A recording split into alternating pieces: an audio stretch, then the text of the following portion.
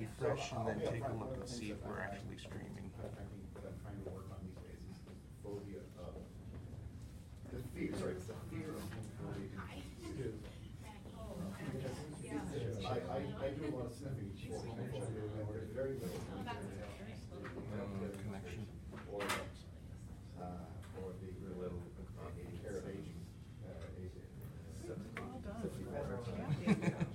Very little homophobia there. There's a lot of fear.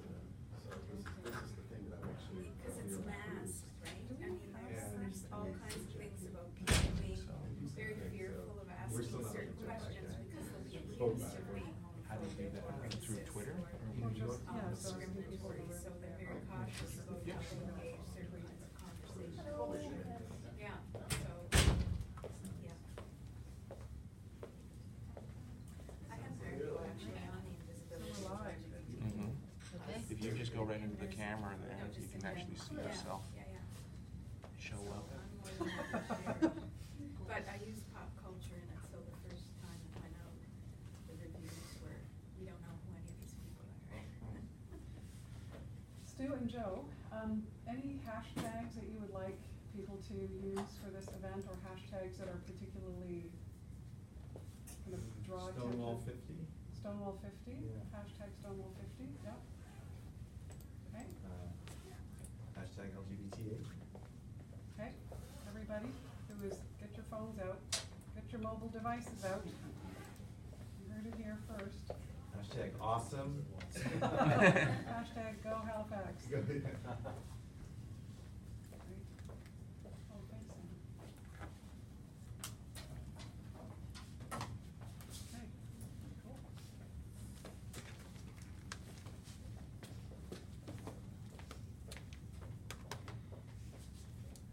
So should we get rolling? Are we going somewhere? You coming back? Do you need more? No, I think that's probably good. So don't leave yet. No, I'm staying for the whole thing. Yeah. So it's a couple of minutes to, are we comfortable getting rolling? People are, welcome to pop in as they see fit. Yeah, okay, good. So thank you everybody for being here. My name is Jackie Cahagan. I'm a professor of health promotion at Dalhousie University here in lovely, always sunny Halifax, Nova Scotia. It's my pleasure to welcome Stu and Joe, who are the masterminds behind the groundbreaking documentary called Gen Silent. So they just happen to be rolling through town. And so here we are having an event in Halifax at the library to recognize their great work. We have a number of people joining us on live stream. So just so you know, we're doing that as well. So you'll be able to follow this or find this at a later date. We're also going to make it into a podcast. And this is partly, hi Janine. Hi. You're right. You brought your people. Brought my people. The people are coming. The people are coming. Thank you, Janine. There's coffee and water and snacks on the back table, so please help yourselves. So this event is a partnership between the Queer Faculty and Staff Caucus at Dalhousie University. I'm a founding member and currently the chair. Charles is also a member. And also a partnership with the Halifax Public Library, particularly the Central Library, which you're in right now. So Sam, I wanted to turn it over to you just to say a couple of words on behalf of the library. Sure, yeah. My name is Sam Sternberg. I'm a librarian here at this branch of our libraries. And so just wanted to welcome you here to the Central Library on behalf of the library system and Osa Ketchum, who wanted to be here but wasn't able to today. And I'm excited to be here as someone who has seen the film and to get to meet and hear from the folks and be part of the discussion. Perhaps we'll ask people to turn their phones off if they need to while they're sending out the hashtags. But yeah, just really excited to work in partnership and create space to have an engaging conversation. So thank you. Thanks, Sam. So what we're going to do, this is the plan. So what we're going to do is we're going to ask our esteemed guests to come up to the front, and you can stay there, whatever works for you. But we need to have people tethered to the microphone in order for this to be audible to other people. So what we're going to do is a little bit of an informal Q&A session about the origins of Gen Silent. So I think the first question I had for both of you is, how did you get started on Gen Silent? And there's kind of brackets, when are you gonna be doing Gen Silent North? So it's kind of a two-parter. So I'm assuming everybody in the room is familiar with the film Gen Silent. Just before I turn it over to you to answer that question, just so you know, we have used Gen Silent in the Faculty of Health, which is a faculty Lisa and I are both, hi Noel.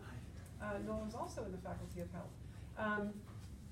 And so we've used Gen Silent as a really important teaching tool for our students who are training to become nurses, social workers, OT, PT, speech language, you name it. All of the allied health professionals are required at Dal to take 4 interprofessional health education modules as a requirement for graduation.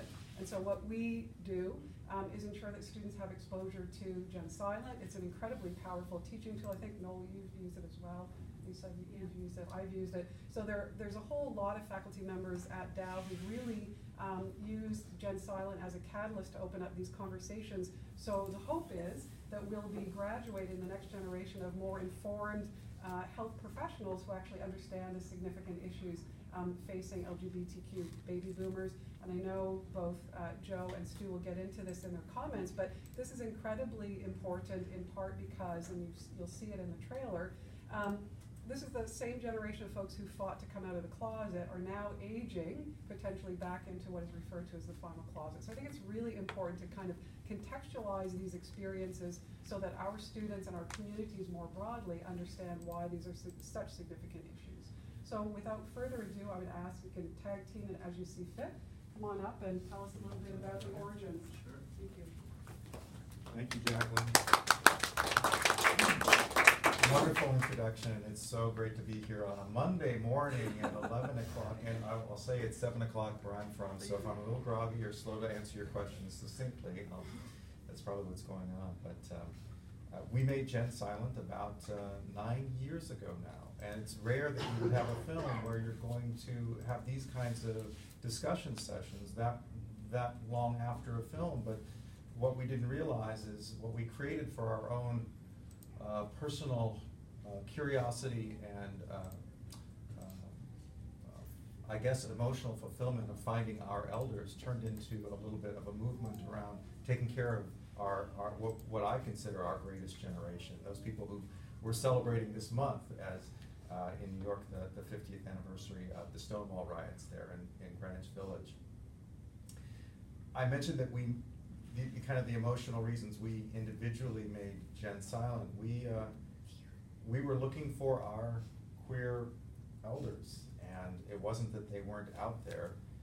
We were looking at them for the voice of experience, like we all do, whether it's our grandparents or our the older people we look to, our parents. Sometimes we look to it, our older brothers.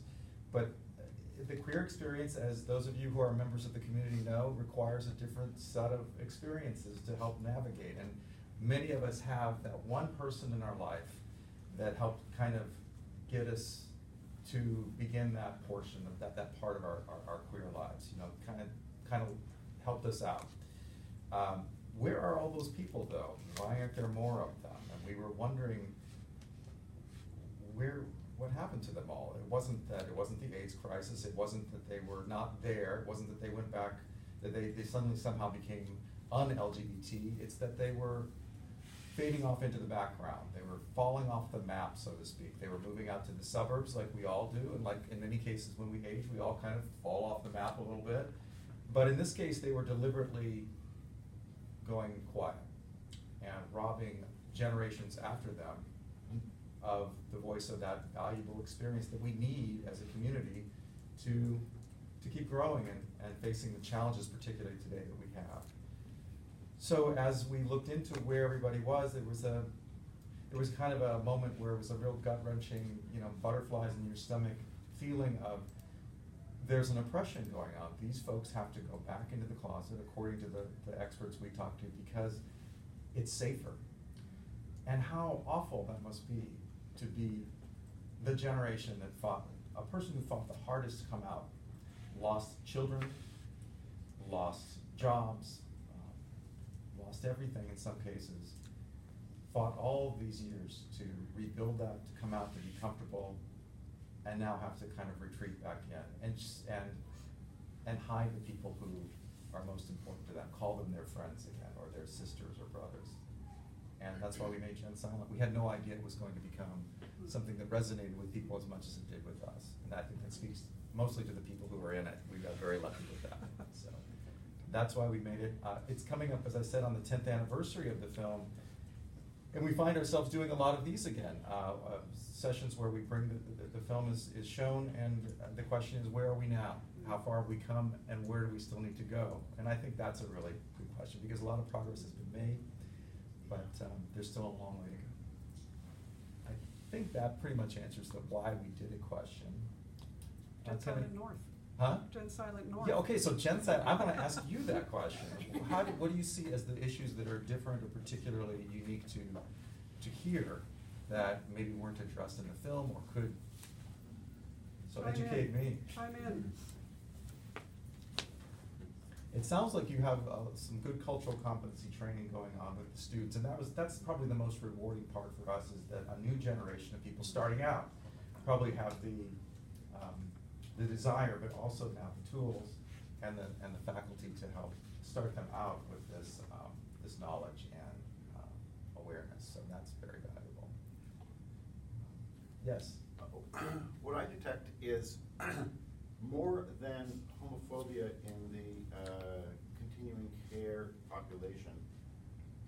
I'm detecting a fear of that among us queers, and so the thing that I'd like to work against the most, or the thing that I'd like to work towards the most, is encouraging people to do things. A, try being out and see what happens. And if you encounter homophobia, we have your back. You know, there were several organizations that are prepared to whoop some ass if there's homophobia detected anywhere. Because in Canada nowadays, anyway, it's you know, if there's homophobia detected, that will get corrected. You know, either on a personal level or in an institutional level. But the thing that I'm working on these days is encouraging people to try being out in their continuing care settings and report any problems that they have. I think it's an excellent point and a good course of action. I think this might be a good segue into the trailer in just a minute. But I think we all, in some way, whether we regard ourselves as part of a community or not, have all had our own Gen Silent moments, still do. And it may not be this fear of, it may not even be fear. It's more of, it's easier just not to bring it up. It's easier just to like shut up rather than stand up. And as a community, a queer community, we have always been the ones who have stood up. But come on, after a while, some days you just want to sit back and not have to do that work. And I think that's a place that we would love to get to, is where you don't have to stand up as much. But that fear it's not a fear, but it's also a convenience that takes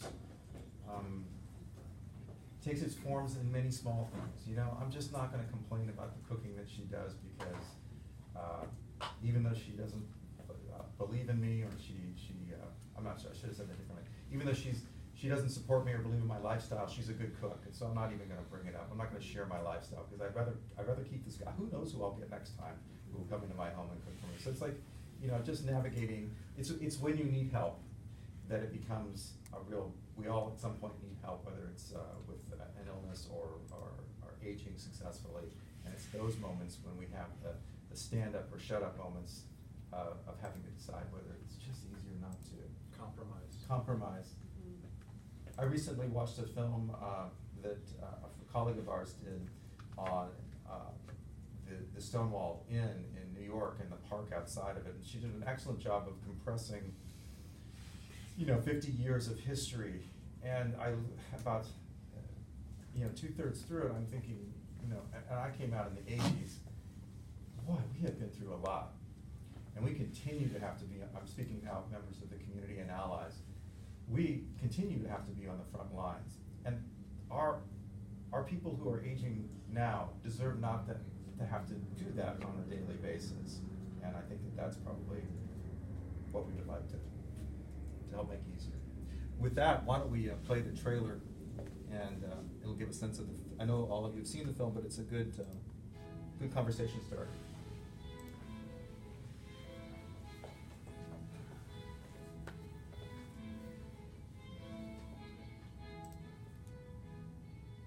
A lot of people believe that you just live happily ever after, and that just is a myth.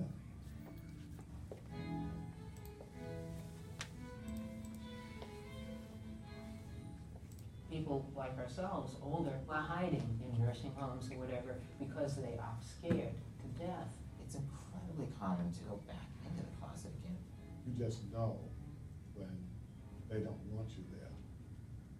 We've heard about homemakers going in, taking out a Bible and having the elder pray and asking for forgiveness. And to be cured. It's not too late for you to be cured of this. They go back in the closet. She might mistreat me or abuse me. They're so afraid of it, they are resisting any kind of medical attention. That person was in their mid-20s during the McCarthy era. The closet was the norm. They could lose their job, they could lose, families. We were sick. We were sick We were people. considered sick. People were involuntarily hospitalized in psychiatric facilities. Even electroshock. The degradation of these people is so complete that their sex satisfaction comes only in being tortured themselves. I was on the route to the nut farm. So there's a real distrust of mainstream institutions. I would never put myself in danger. He became much more fearful of people knowing that he was dead. You're not moving now. Not right now.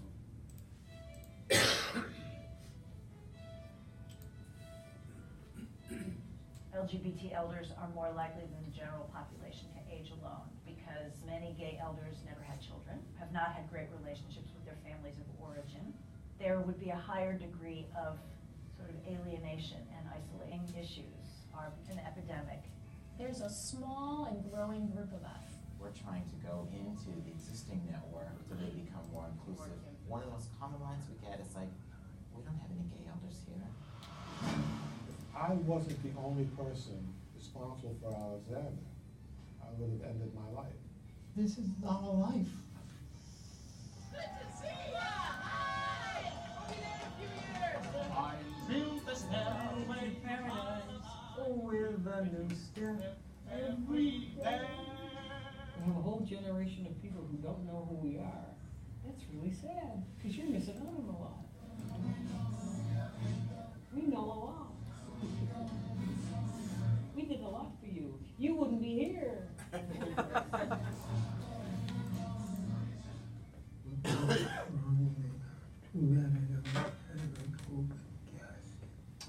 there'll be no open casket.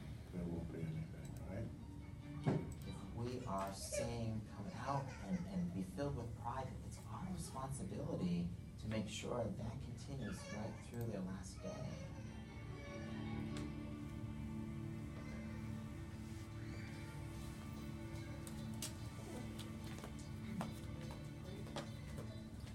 So how many of you have seen the film, the whole film? Yeah, so we're kind of preaching to the converted a little bit, right? I just love looking at the tree. It's amazing. So did you notice Bob Lindstock in the film? So he's with the Fenway Institute, and in March, I had the pleasure of presenting at a conference on LGBTQ aging in Salem, Massachusetts. It smells smoke. Right. It's capital. It was nothing to fear.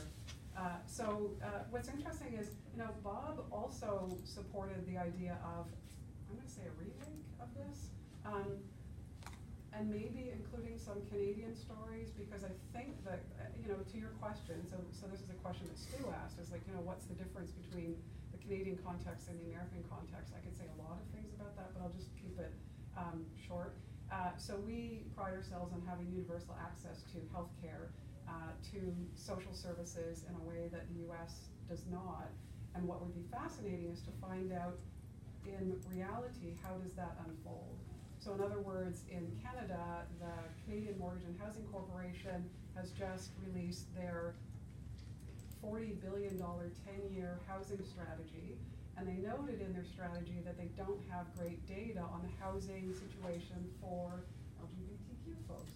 So in other words, in Gen Silent, we see a lot of people struggling with going into care and the fear they have about health services. Noel, I'm just looking at you because you're there. But how would that differ when digging deep on the where do you age, so the aging in place, and where do people go if they can't afford a safe place to live? And I think there's something really compelling about that. And in fact, there's probably money you could get from CMHC to do a film about the connection between safe, affordable housing and so-called healthy aging or aging in place policies, which I would argue don't always take into consideration the experiences of LGBTQ folks around housing precarity. So what we're going to do now is we're gonna encourage you very gently to ask questions, so about Gen Silent, and then at probably about half past, with permission of everybody in the room, we're gonna look at another short clip from one of the films that these fine fellows have put together called Minister of Loneliness, and it's about the epidemic of loneliness, and it's focused kind of, was it fair to say that the UK appointing a Minister of Loneliness was the sort of impetus behind that film? And just thinking qualitatively and contextually, what are the differences in loneliness experienced by LGBTQ folks versus everybody else? So, if you have a question, can you please just raise your hand, ask your question, and then we'll invite Joe and Stu to come up. Don't be shy. Well, I don't know if it's a question, it's so much to, there's an interesting analogy with my own work and a comment, who was that Bob made, about we have no LGBTQ or queer elders here. And when we did a queer birth across rural Nova Scotia, if you can imagine, the comments were the same, oh, there's no one queer birthing here, which is absurd. So I'm curious if any more was said about that, or any further discussion was made about that around education, that yes, there of course are, and how do we go about talking more about that around the education piece. So an excellent comment about, especially in rural areas, the concept that there are no LGBT people, no queer people here, and yet we are everywhere and always have been. And of course, the answer is the trope of, we just all have to be out, and even when we're in those places where we live later on in life. And two thoughts: the challenge now of being out in places that are feeling that way, like and maybe you feel like you're the only person who may be LGBTQ, is that the other residents are now in need of the cultural competency, right? Your peers, your neighbors, your roommate. And so the movement now, and maybe Bob touched on this, the movement in cultural competency training around LGBT aging is, okay, we've trained the people who are doing the paid caregiving. Let's now train, or in some other way, inform the people who are their peers, right? The other interesting thing that I want to share is, you mentioned rural areas, and I recently heard a woman who is doing research in rural Michigan, finding LGBT people there to do the quantitative data on the information that's needed to go out and get the funds that will make change for us. And some of the challenges that she faced were, immediately she said religion. And non-cooperation there, but also a reluctance on the part of people who identify as LGBTQ to seek out services, or they're not as interested in you coming to them. They know you're there, they'll come out and get you if they need you, So just the concept of just letting everybody know, leaving those flyers out everywhere, that we're here when you need us, and not, knocking on doors so much. So I think it's remarkable that we still get that, isn't it? Yeah, we don't have any here. Yeah. And I'm always struck going around the world, really, with this film and speaking to people, some of the very elementary questions that we get, that those of us, maybe we're in a bubble a little bit, just take for granted that people know what the B means in LGBTQ. Oh, yeah. You get that as well. And when I do now, I hate doing definitions because they are fluid and they do shift. But I now make myself do a little bit of that because I have come to realize that so many people don't know the basic acronyms. I couldn't believe it, a nurse manager did not know the basic LGBTQ. So rather than being appalled, I just very calmly gave that information, and it showed me that I really need to do that basic piece. Always giving the information that it shifts, there's flux, there are many different definitions, but here's some basics to get us started, yeah. And I think the challenge on the other side is that there's a lot of pressure to abandon those Absolutely. the calling us people of letter and so on. Yeah. And that's a very valid point. Absolutely. And I would encourage them to get out of their bubble and go visit, some of these rural areas and see how elementary things. I'm always amazed at how many people still think of a person who is transgender as liking. If the question is, if they want to be a woman, why do they like women still? Or what you know what I'm saying? Yeah. The connection is still to preference as opposed to gender. I'm not saying it quite right. Yes. Just to be fair, that discussion occurs within the LGBTQ community as well. Absolutely. A lot of people within our queer bracket that still have trouble defining those letters and don't understand them in any sense. I mean, generationally, gays and lesbian. I remember when gays were first, it was GLB. Yeah. But at that point, when they added the letters, they certainly never went out to do an education out to the LGBT community at that point. So it's an interesting thing to look at it in the mid '60s when we've talked about where we were, and many of us are in the position where I had a family, I had kids, and I still have kids, and but that disconnect within the LGBTQ community, that I can be a gay man, but I have children and I have grandchildren and I love them and everybody loves me and it works out fine, but a lot of people don't see that as the fitting, like I'm an oddity in that group, and then in another group I'm not. So I think also we mentioned the B, that people don't know what the B. I think that's partly our fault as a community because of our bisexual erasure that we have done a lot. But you were saying earlier about identifying with the trans community having an identity issue, or we interpreting that 15 years ago when I was part of the transgender health group, and we were just talking about this. There was that identity issue of, well, if you are transitioning and you're still in the same-sex couple, then do you belong to the rainbow community, or are you outside of the rainbow community? And there's divisive identity issues there. And so if we're having internal issues within the rainbow community, then how is it being interpreted externally to the masses to even identify with that? And now we have non-binary and additional letters on the acronym there to be able to sort of identify with that. It was a really good history lesson for me as well, especially with the women's movement, when actually Lois and Sherry felt uncomfortable being in a film with Chrisanne, the transgender male to female participant, because of the feelings of men usurping women's. If there's somebody here from the women's movement early on who can speak better to this than I am, please. But really, it was just one more thing that men were taking away from women, was their gender. And so there's a lot of really important history that goes behind where we are today in terms of aging successfully as LGBT people. So, yes, sir. I'm curious as to where things are today. That's 10 years ago. Mm-hmm. I've been gay for 75 years.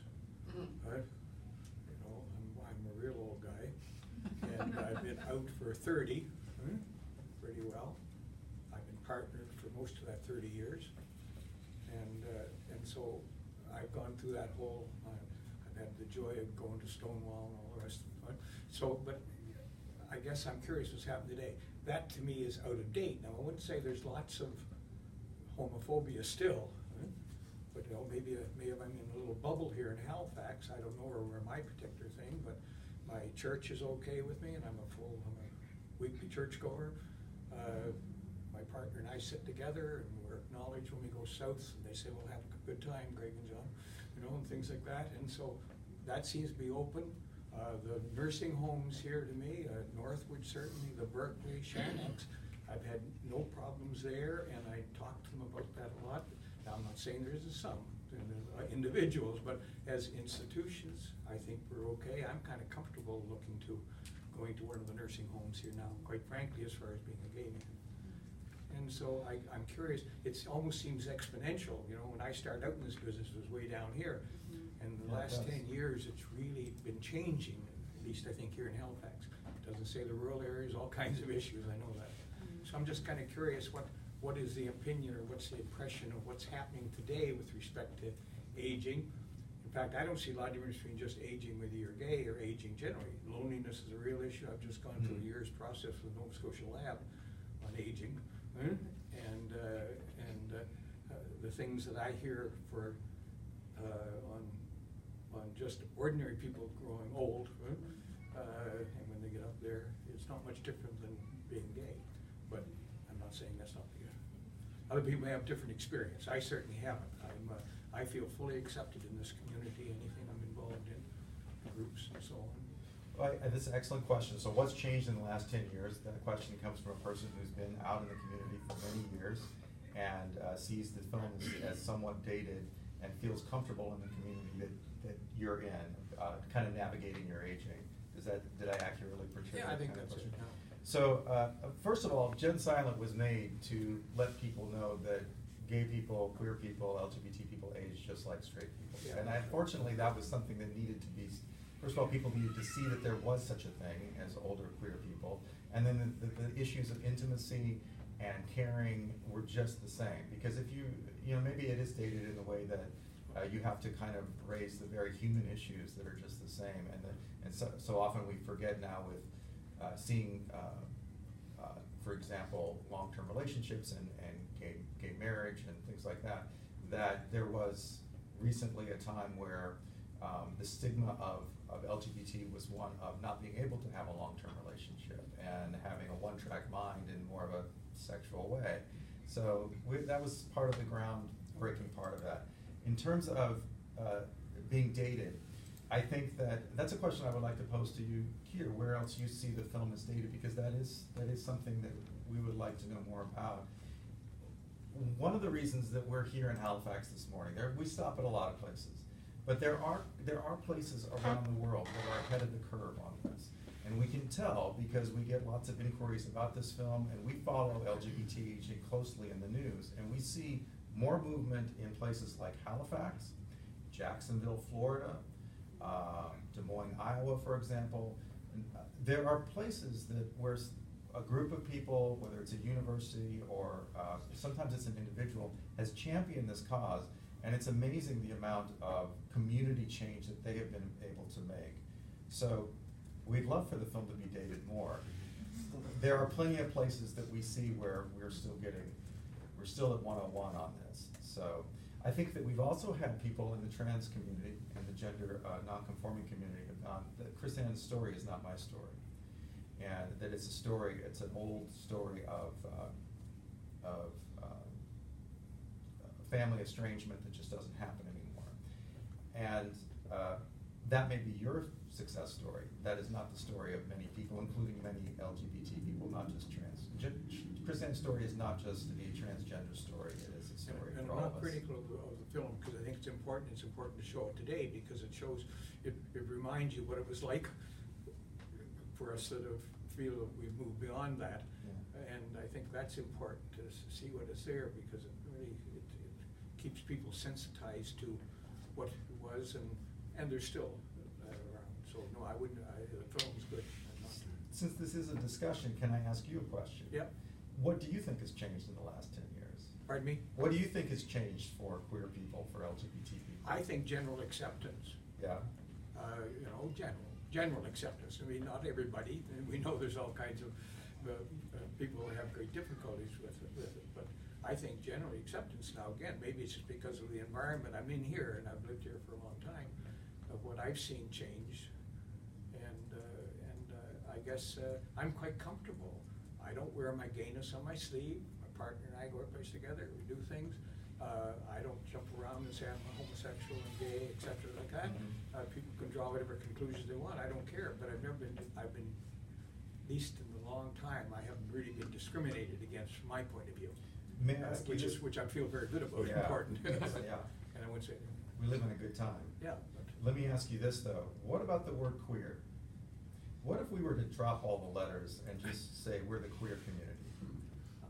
That was my comment as well. Okay. I have no problems with that. In fact, I think some of those early books 20, 25 years ago called The Queer Community, I think they were kind of good, but I don't mind. I think the letters are getting kind of silly.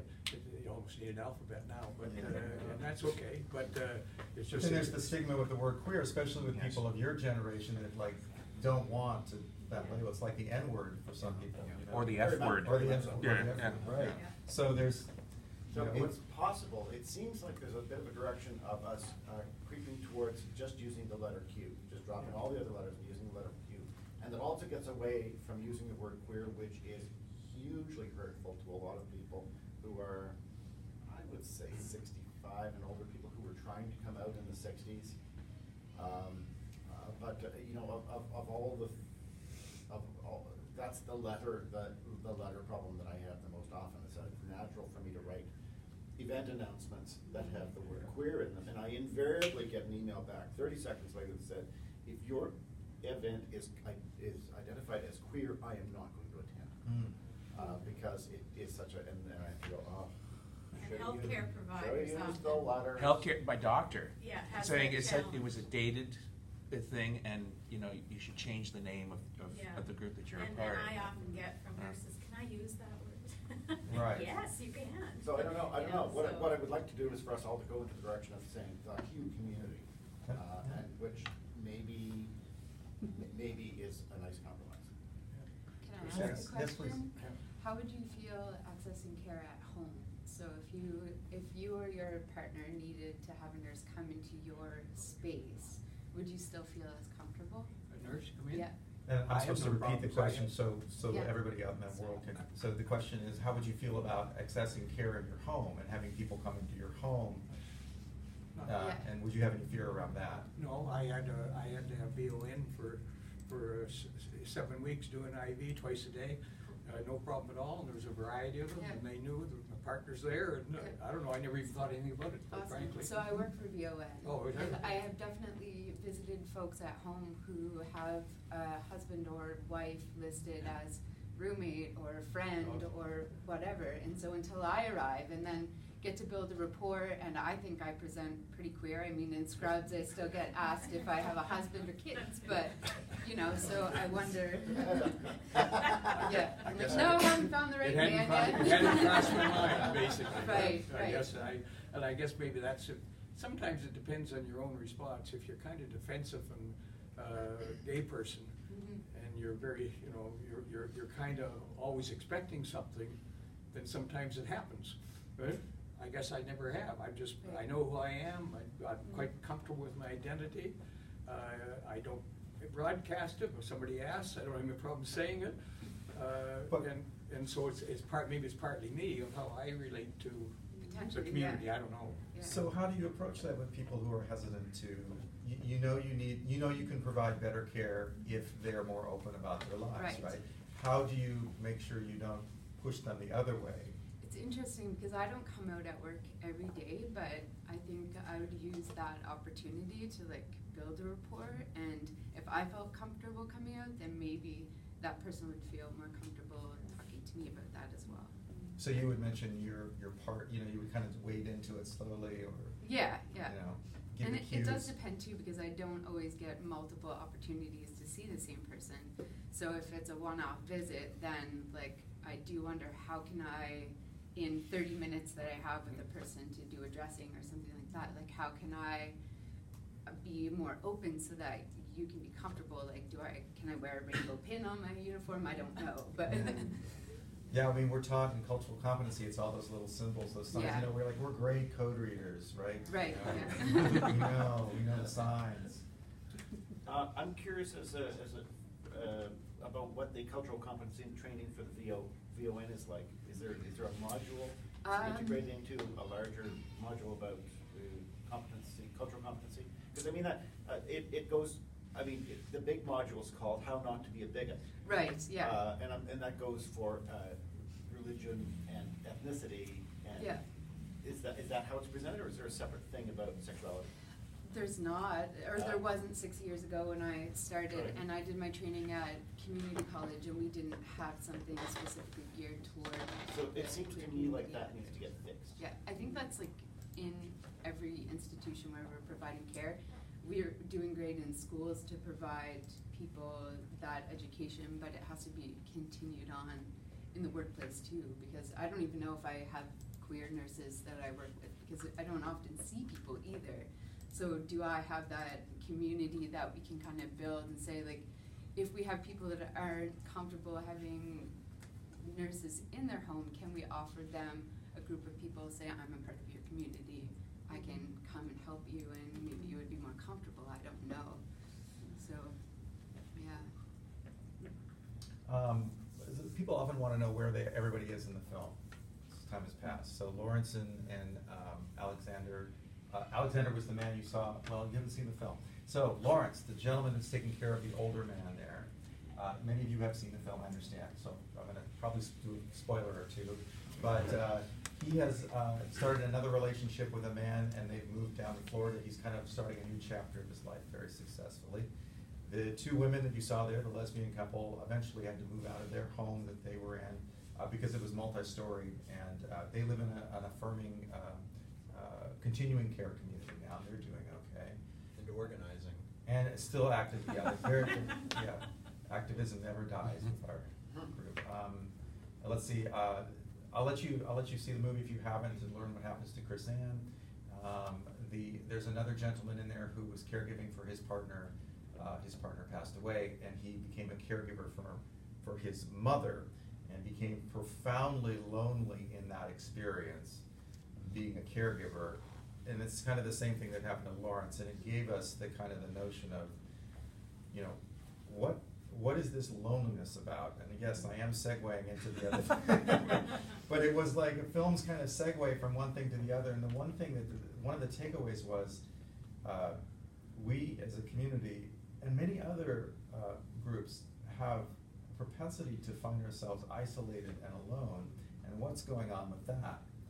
And it turns out that there is, and maybe you've heard about it in the news a little bit, there is an epidemic of chronic loneliness that is developing and growing around the world, not just because of things like social media, but for things that have been happening starting 200 years ago. It's just been a perfect storm that has finally been reached of lifestyle changes that have now led doctors to look at loneliness and say there's so much of it and it's so deep that it is actually causing so much stress on us that it's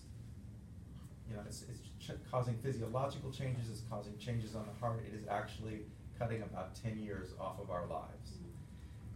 And maybe you've heard that statistic that, chronic loneliness, in other words, feeling lonely more than 3 times a week is as bad for us as smoking half a pack of cigarettes a day. I have a confession to make. I am one of those people in the epidemic, and I didn't realize that until we started this film. And it's for all of the really good reasons of positive change in your life, and that's oftentimes what triggers this loneliness is. My husband and I, and yes, couples get lonely as well. And it's fascinating how one study in the UK revealed that 50% of couples, 51% of couples have one person who feels lonely most of the time. But we work together, we live together and work out of our home, and we live in a suburb as a gay couple. Well, we woke up one morning and we realized we just created a perfect scenario for us to be chronically lonely all the time, even though we have each other. Well, that's like, that's recipe for disaster right there. And that ties into some of what we're discussing in the film. Yeah, So we are looking at a number of people who are suffering from loneliness, couples, new mothers, LGBT asylum seekers. We're following a couple in remote Alaska, and looking at those people who, while the rest of us are hurtling toward this epidemic and may live in huge cities and we're surrounded by people, yet we feel this lack of belonging to anything, there are some people out there who seem to be immune to it, even though they should be lonely. We're talking to a woman who's been bedridden for 2 years. She's not lonely. She's got her own solution. We're talking to a couple in remote Alaska, as I said. We're talking to a woman who, if she misses the one bus that comes by her rural home every 2 weeks, she can't get out. That's it. Yes? Why don't we show the teaser? I don't know if I have a teaser. We do. We do? unearthed Okay. the teaser. Yes. And Oh, great. Yeah. And then there's one storyline that the Andrea Holla that I was I'd really like to impressed. bring. Sorry. Oh. Do you want Is to that okay? screen This this? isn't, Is that this okay? isn't what I thought, but this is me coming out as lonely. Oh. Okay. Is this okay, Stu? I'm coming out, Is yeah. this all right? Yeah. We'll just push you right into center stage. Okay. Impressed and kind of moved this morning by Start again. I was really impressed and kind of moved this morning by a post of a friend of mine who talked about a mental health crisis she had when she was younger. I tagged her in the Facebook post of this video, but it kind of motivated me to be out about my mental health issues, especially with everything that's going on right now, all the talking about suicide. And so my issues are depression and loneliness, and I also have an addiction issue that many of you know about, but I'll remain anonymous about. So, but it's been in recovery for 17 years. Okay. This was way So I more guess than I the expected. thing that I do TMI. social anxiety, and that leads to isolation, and that leads to loneliness. I'm married. I have a lot of friends. I live in a nice city, live in the suburbs, work out of my home, so that kind of leads to some isolation. But I'm lonely, and I realized this because of a project that Joe and I are working on. I've become unafraid to out myself about it because there are so many people like me.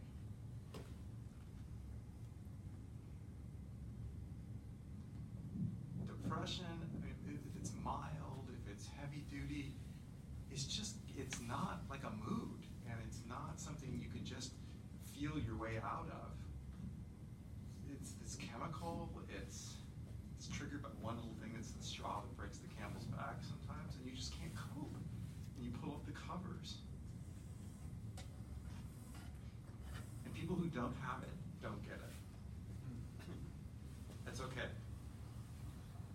But they need to kind of pay attention to people who are withdrawing, who are isolating, who are lonely. So thanks to my friend who made that amazing post. I always knew she was amazing, but now I think so even more. Wow, you guys, I had no idea. That is not what we were supposed to play. I've never watched that with a group of people before.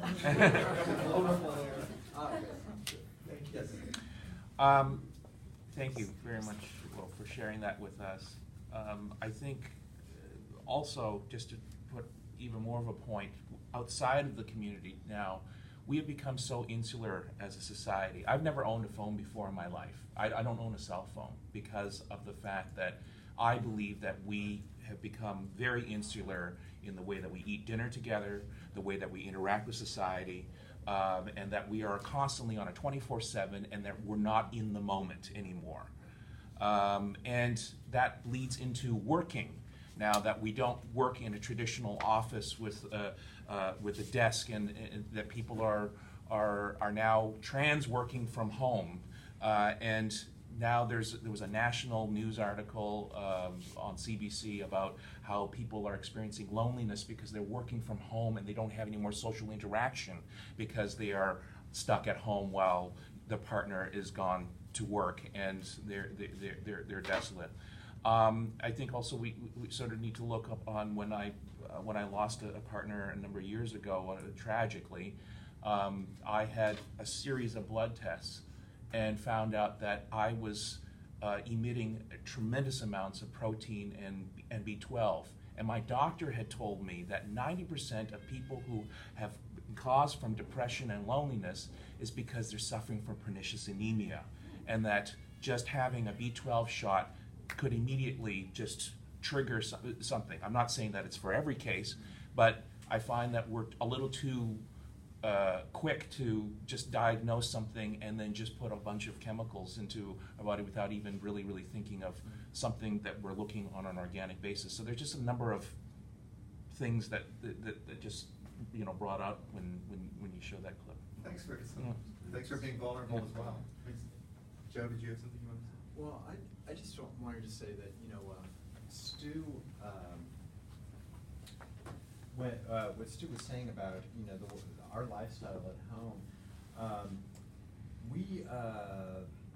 as we realized that we suffer from this, first of all, we're LGBT, and what Stu was saying, where we live, we realized that very quickly we could, and because we live and work out of our house, we could stay in our home for a week, easy, as long as we had food.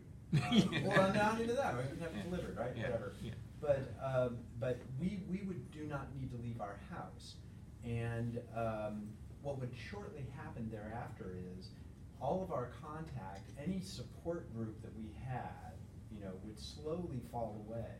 And the next step after that would be, we are in our own little bubble. And if something happened or we needed help, we would not have any kind of a support group to rely on. So that would only add to our isolation. So two of the people that we have found that we are following in the new film, this story just touches our heart. We're going to be traveling back to Alaska, where they are in about, at the end of the month. And they live way out in Alaska, and they're a lesbian couple. They are around 60 years old. They've been together forever. They were born in Alaska, which is a very conservative area in the U.S. They stay there because that's their home. But when they were in the early phases of their relationship, and through their relationship, they didn't care about how anybody else felt about them around there. They had each other. Their lives were each other. And it was so bad that they had to keep moving several times because of vandalism, because they were simply not accepted. But yet they decided, this is where we're from, this is where we're going to live, and we have each other. What's happened now is that they're aging. And they did not develop any kind of a support group all these years. They're aging. They both have come down with illnesses which are life-threatening. One has an autoimmune disease, and she actually probably will not make it through the end of the year. She is 100% bedridden. And the other one, Paula, she can only be out of bed about 1 hour a day. And they both had great lives before this tragedy just hit them. One was an EMT, the other was in banking. But because of this happening, they lost everything financially, right? I know this sounds terribly tragic, I realize. They lost everything financially, and they have no support group to help them now. And they have had to figure out, well, what the hell are we going to do now, They're very resilient, and they are figuring it out. And right now what they're actually doing is figuring out what's going to happen after Andrea, the one who's better than, once she passes, they're trying to make arrangements for Paula, so Paula can go on with the rest of her life, but not be in a state of isolation. So they're trying to find community, and they've found community housing for her in an LGBT environment, and they're in the solution on that. But I look at where Stu and I are, that could be us, very easily, and that could be any of us. And that is where extreme isolation and loneliness could take all of us. And the idea that, the other thing I wanted to say is that so many people I talk to about this film and this subject, And they say, well, how could you possibly be lonely? You have each other. Mm. You know, you're not alone, right? But you know, that's not enough. Like Stu said, you need that sense of, you need communication with all kinds of people outside of your bubble, right? Mm. And you become, you know, one entity when you live together with, so essentially you are alone again because you're sort of a single entity by coexisting with one another in the bubble. Exactly. You know, and I love Stu dearly, but I think I'd go crazy if I didn't have other people to talk to. Yeah, especially after an argument. Especially after an argument. Anyway. So what is the status of the film, by the way? Where timing sort of? Yeah. So, and you know, the other thing I wanted to say before I answer your question is, you asked what the status of the film is. So, we actually were looking, about a year ago, we were looking at, okay, you know, what are we going to do after Gen Silent, right? And so we went out to our group of supporters, and we put out a survey, one of those Survey Monkey things, to about 3,000 people and organizations. You guys may have gotten one, I'm not sure. And asked, you know, what are the top issues that people see coming over the hill? You know, what's the next big issue? We were expecting, well, maybe something else on Gen Silent or on transgender healthcare or something along those lines. By a 2-to-1 margin, 2-to-1, it was isolation and loneliness. And we were absolutely surprised.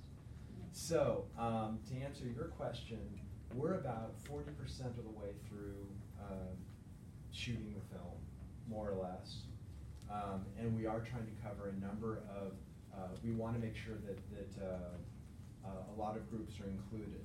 This is not just the elderly, this is not just LGBT. This is young people, which is the fastest growing segment of group that's suffering from loneliness and isolation. This is the effects of technology. You know, the fact that we don't have that one-on-one communication, right? It's too easy to do things from home, so we're looking at that. We're looking at life on a Native American reservation in South Dakota, new mothers, all kinds of different groups and their experiences around isolation and loneliness. And we're hoping to have the film finished by early next year. So we'll be ready. Money permitting. Yes, we are MinisterMobileness.com. We are fundraising, shamelessly fundraising, because we don't get any kind of government support or any other funding. So you have a GoFundMe account? We may end up with one, yes. But if somebody wants to donate, they can certainly go to the website, and there are opportunities for individual or corporate donations. So. Yes. It seems to me like there's a kind of a zeitgeist of people hating other people's hating interactions with other people on like Facebook. You go on Facebook and you'll see people that say, I don't want to adult today. And not a day goes by where I don't see 2 of these postings of people who say they don't want to interact with other people. And I'm wondering if you think that if you have any insights into the cause of that, or any insights into the way that if you see it, you could gently nudge the person in the direction of saying, you know, people are not all that bad. But I mean, we've all seen these postings of saying, I don't want to deal with people today. And it comes out with the Uber and skip the dishes thing, you know, where you can easily go for months without ever interacting with another person except someone handing you a bag at the door. It's true. It's absolutely true. And you know, for me, that's kind of a difficult question to answer, except that I would answer it this way. And Stu and I have this discussion all the time. I am the type of guy that if I need to go to the bank, go to the post office, do one of those errands that we all do, right? I don't need to leave the house to do that anymore. I can do my banking online. I could, you know, I suppose have the post picked up, whatever it is. I prefer to get out and go and do that. And so a lot of times Stu will say, well, it's not the best use of your time, you know. It would be better if you did something, you know, just do that online. Don't you have something? No, I want to go out. I prefer to have that human interaction. I know the person at the dry cleaners, and she knows me, and I like to say hello. Or I go to the bank, and the bankers and all the tellers, they know who I am, and I can say hello. So that's important to me. So. Can I add something? Yeah. I think with social media, what's going on too is that when people say, I don't want to participate, is I don't want to compare myself today. What's going on, and I know this from my personal journey, because I have a huge issue with comparing myself professionally and stuff, and that'll trigger my loneliness right away. And what's happened is that's supposedly a normal part of our psyche, is to compare. That's how we improve ourselves. What's happened now with social media is that you are comparing yourself to another person's image of themselves. We all put forward our best pictures and our happiest moments and the most touched up photos, and and so that is our worldview of everybody else now, mostly, not face to face. And so, yes, we count the number of likes, and there's actually been studies on how we get lonely by not getting as many likes as your friends, or seeing pictures of them at the party and you're not. But it's what I heard recently in an article that it called was perfect for me personally, was a toxic hall of mirrors. It really is. And if social media has a great connecting power, particularly for older people, but because think of all the friends we've come in contact with, but the damage it does in our comparing causes profound loneliness, I think. So, especially for young people.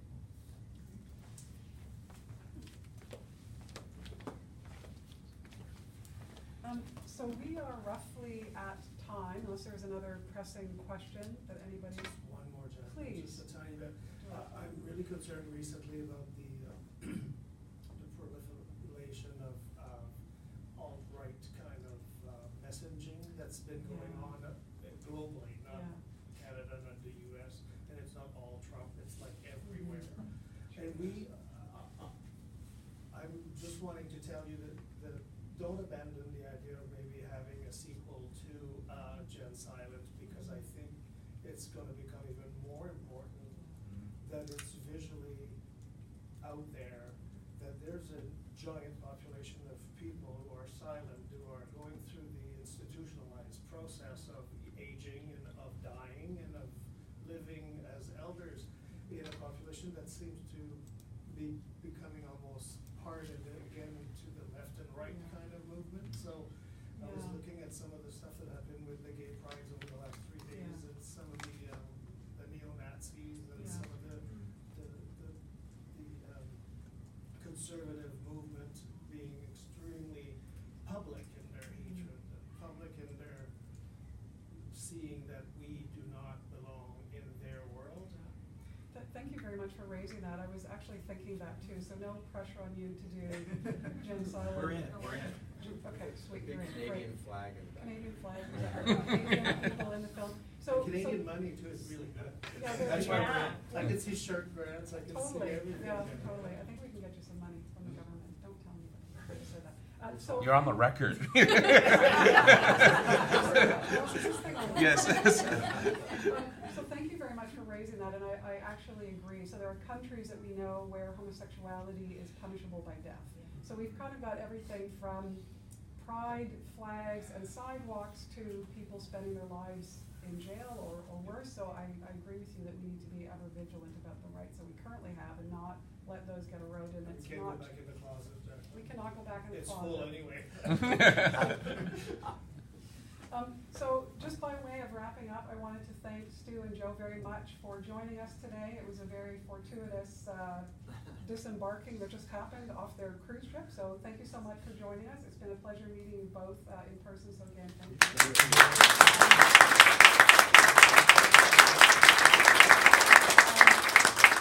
Thank you, Charles, for doing all of this, so live streaming and making that all happen. Thank you so much, Charles, for that. Thank you to Sam and thank you to OSA for providing us with this space, so big kudos to the Halifax Public Libraries. This is a great venue, so anybody who wants to do another queer faculty and staff caucus event here, please let us know. We'd be super happy to do that. And thank you all for being here and being part of today's discussion. Thank you so much.